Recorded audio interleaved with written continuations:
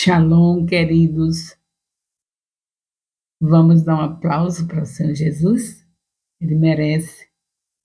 Hoje nós temos o estudo de Ezequiel, capítulo 10.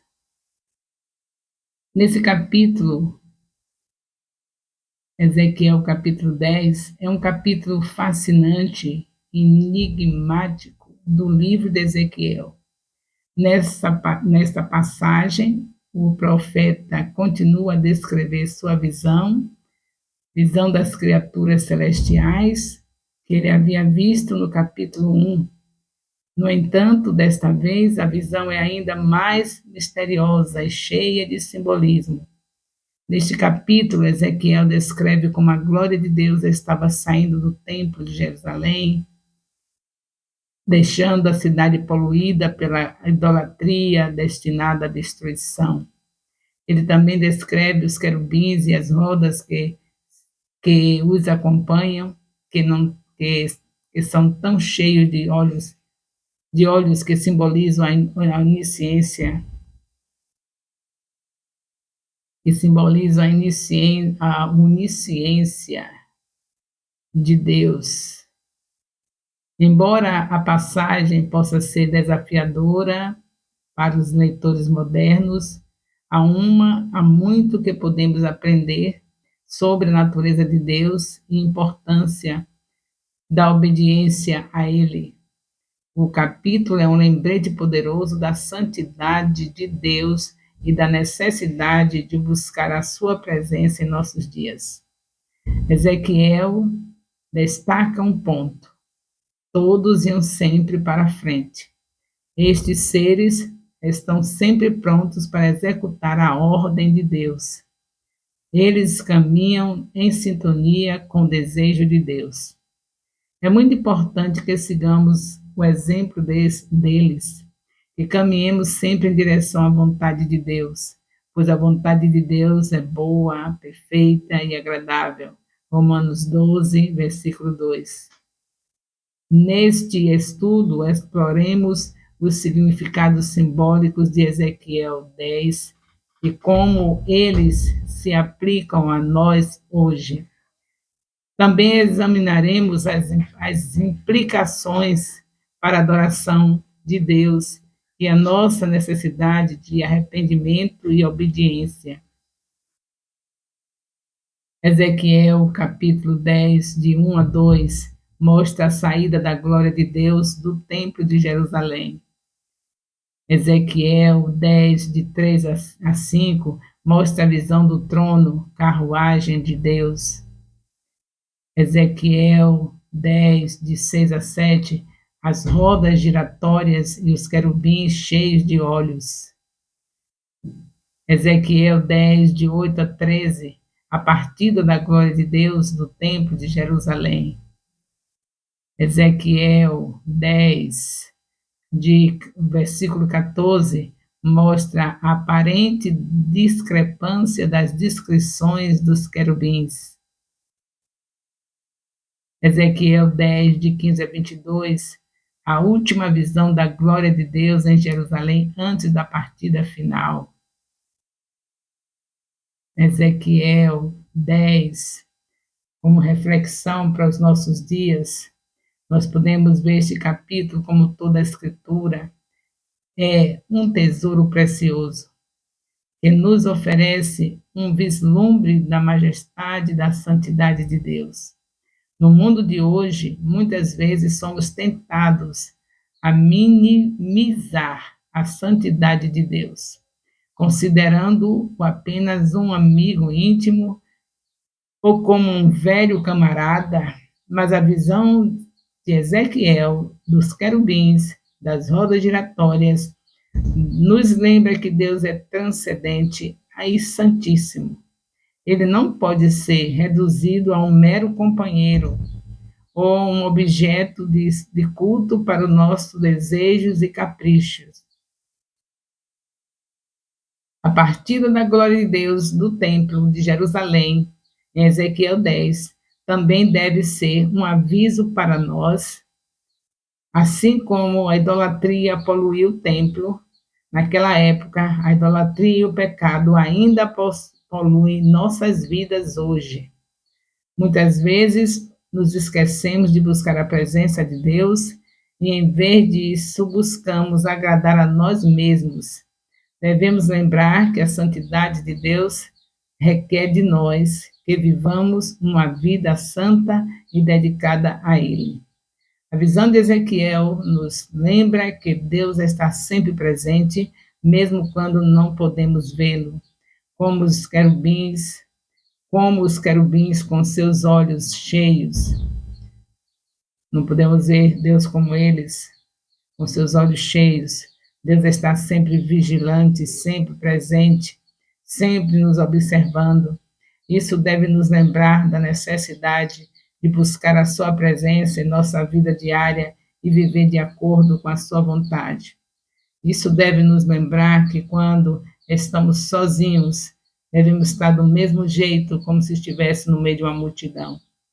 Porque Deus nos vê tanto no oculto como nos vê no meio de uma multidão. Então, qual é o nosso procedimento quando estamos sozinhos? Deus é santo, santo, santo. Estejamos atentos à santidade, vivemos na santidade, porque a ordem do Senhor, em 1 Pedro, capítulo 1, versículo 16, sede santos como é santo o vosso Pai que está nos céus. Sem santidade ninguém verá Deus. Então estejamos atentos à direção do Espírito de Deus, porque se andarmos em Espírito, jamais estaremos cumprindo as concupiscências da carne. Se andarmos com nosso coração cheio da palavra, com a palavra armazenada no nosso coração, seremos, como diz o salmista em Salmo 119, escondi a tua palavra no meu coração para não pecar contra ti. Então é desse jeito que nós temos que viver, de acordo com o que estamos vendo aqui em Ezequiel 10, a santidade é a única maneira de nós não passarmos por aquilo que estava destinado, porque foi destinado para Israel, não será nas nossas vidas, porque não vamos copiar os erros de Israel, mas vamos buscar atentamente, diariamente, fazer a vontade de Deus, que é boa, perfeita, agradável. Que essa visão de Ezequiel nos inspire a buscar uma vida de santidade, devoção a Deus, viver de acordo com a sua vontade e buscar a sua presença em todas as coisas. Que nossas vidas sejam uma reflexão da majestade e da santidade de Deus. Que os nossos corações estejam sempre voltados para Ele em amor e adoração. Nesses dias, nós devemos estar, nossos dias, né? A visão de Ezequiel 10 deve estar sempre presente em nossa vida, pois nos ensina a importante lição sobre a glória de Deus e necessidade de nos rendermos à sua vontade. Nessa lição de Ezequiel, nessa visão de Ezequiel, nós podemos ver novamente a glória de Deus saindo do templo e percebe a presença dos querubins, as criaturas angelicais que guardavam o trono de Deus. Ezequiel descreve a intensa glória do Senhor, que parecia um fogo consumidor e brilhava como um relâmpago. Essa visão mostra a majestade de Deus e a sua presença poderosa em nossas vidas. Louvado seja Deus. Hoje em dia, assim como nos tempos de Ezequiel, precisamos nos render à vontade de Deus e reconhecer a sua glória e majestade. Precisamos nos lembrar que Deus é santo e poderoso e que a nossa vida deve estar em conformidade com a sua vontade. Louvado seja Deus. E essa visão de Ezequiel 10 nos inspire o reconhecimento, a reconhecermos a glória de Deus em nossas vidas, essa doce presença do Espírito Santo, e nos rendamos à sua vontade. Louvado seja Deus. Ezequiel 10, motivos de oração, de acordo com o que nós vemos em Ezequiel 10, devemos ter motivo de oração, orar para pedir perdão por nossa idolatria.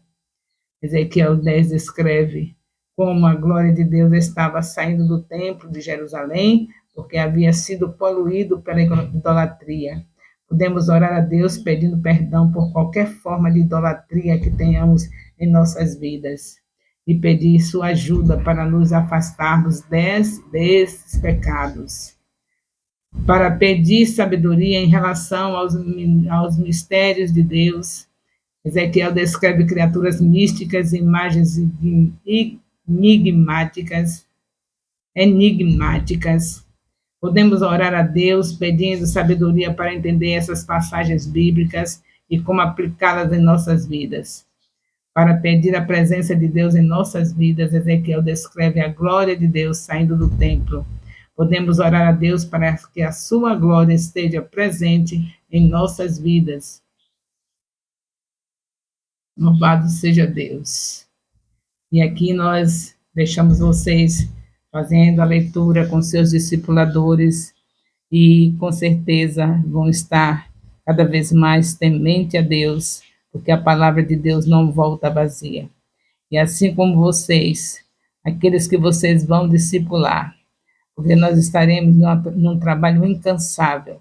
Vocês estão em uma trajetória de 1.189 capítulos da Bíblia, que estarão guardados no coração, para que o Espírito Santo, de acordo com o momento e a pessoa que Deus quer enviar a sua palavra, você estará lembrando ou sendo lembrado pelo Espírito Santo para trazer a palavra certa, no momento certo, para cada pessoa que Deus colocar na sua vida.